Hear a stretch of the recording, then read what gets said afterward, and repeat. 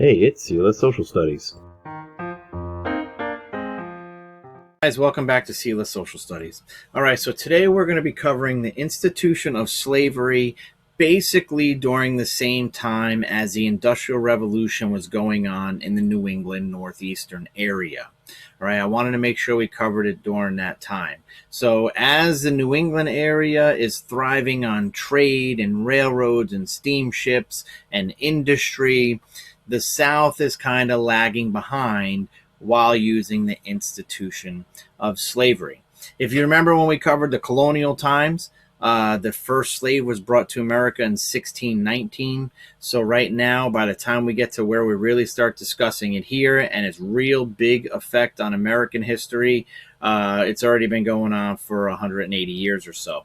All right, so let's dive into what the institution of slavery during the Industrial Revolution looked like. Well, slaves were brought over as commodities, as goods, as trade goods, and slaveholders viewed those slaves as property, not people. Slaves would be brought to these slave auctions and they'd be bought and sold, and families would be torn apart with little hope of reunion with each other at all. Now, you have to remember when we were talking about the beginning of the United States government, the idea of the Southerners looking at slaves as people was only for representation purposes. That's the only time they were ever looked at as actual living being, a living, breathing human being.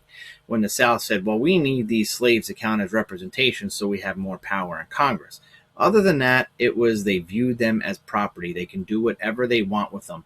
Just like, your cell phone. I bought it. I could do whatever I want. I could throw it away. I could stomp on the ground. It doesn't matter. It's my property. Slave traders would even go above and beyond what they would do and take freed African Americans and kidnap them and bring them into the institution of slavery, right?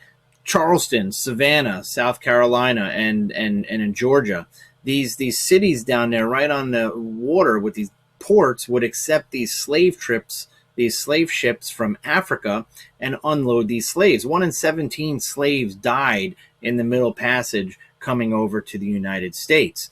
Sometimes those ships did not have a lot of slaves on them. This would force those slave owners like, hey, the hull is not very good today. Let's go ahead and kidnap some and bring them back into the institution of slavery.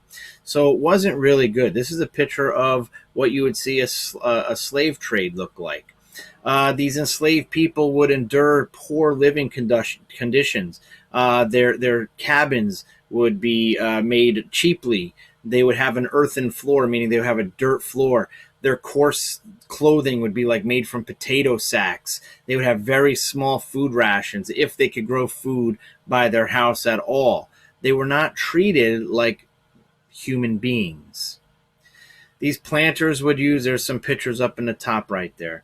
Planters would use whips, chains, stocks, irons as punishment to encourage obedience. Okay, it's the old pirate saying of the beatings will continue until morale raises. Okay, it's not going to happen. Morale's not going to raise.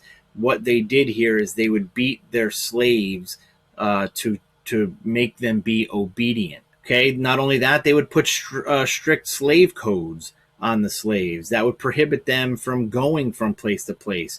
These slave codes made it so slaves couldn't marry, slaves couldn't get an education, they couldn't move from place to place, they couldn't be put in any type of business transaction. They can be bought, sold, used, and beat at the slave owner's will. Okay, so slavery is this dark stain on American history. These slaves would work out in the farms, and we'll get to that when we get into slavery more in the next video. For slaves, family was very, very important. It was one of the biggest things in slave communities. Parents would pass down their histories and cultures and traditions to the upcoming children. They would tell folk tales to teach lessons about how to survive the harshness. Ooh, I spelled that wrong. The harshness in life under slavery. You would hear slave songs being sung while they were doing things like while they were harvesting the cotton. you see right here is a picture of a group of slaves singing a song and dancing because art was very important. Religion played an important part in the slave culture as well. By the early 1800s, most slaves were Christians in the South. They believed that they were like the Hebrew slaves in ancient Egypt who were freed by Moses. They believed you had to have hope that one day they would be free too, and they would sing these spirituals to express their religious beliefs. Right? These slaves had to have hope. Right? If slaves just rolled over and gave up, what would happen? Right? They had to have the hope. They had to be strong. They had to make it. They had to be able to survive this. Now remember, many of them did not survive the institution of slavery, but they persevered, right? And this is why, in today, the African Americans in the United States have a strong belief about their history because they know, hey, what if our ancestors had just rolled over? Where would we be right now? They were strong. They're still strong. They persevered. Okay, slaves would do things to rebel in many different ways, right? Slow down the work progress because if you can't harvest or if you have a slow harvest, you don't make that much money. Hey, let's plan an escape, the Underground Railroad, right? Many white Southerners feared slave results, even though they were pretty rare. You have to remember the slaves were unarmed, they were uneducated, they couldn't travel. So how could you get a group of people together to come in and start a rebellion? Enter Nat Turner in 1831. Nat Turner rebellion was one of the most violent slave rebellions, even to, throughout the history of slave rebellions.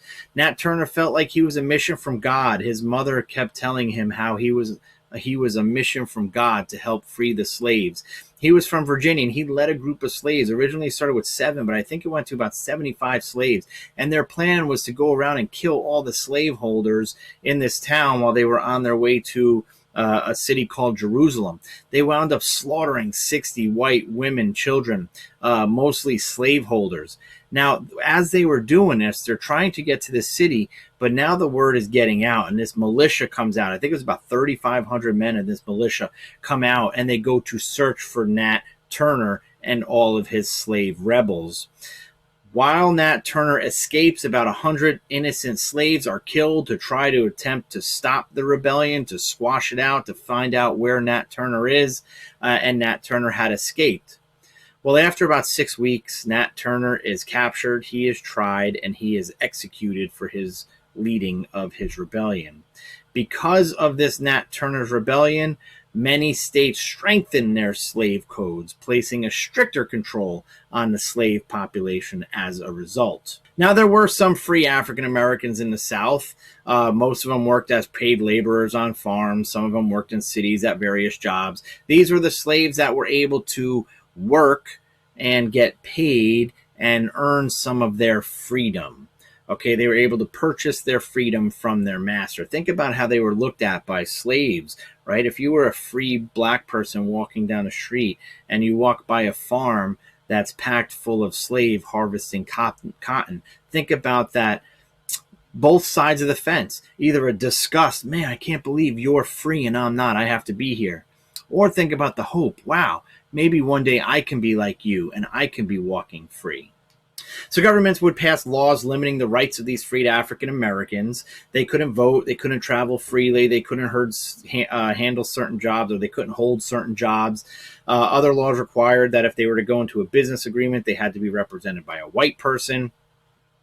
And many white Southerners believed that these free African Americans did not have the availability or the ability to take care of themselves, which is why a lot of white Southerners really felt like that, they needed to have slavery, right? It was these black people can't take care of themselves. They don't have the ability to do it. They need me to take care of them. And by taking care of them, I mean making them slaves.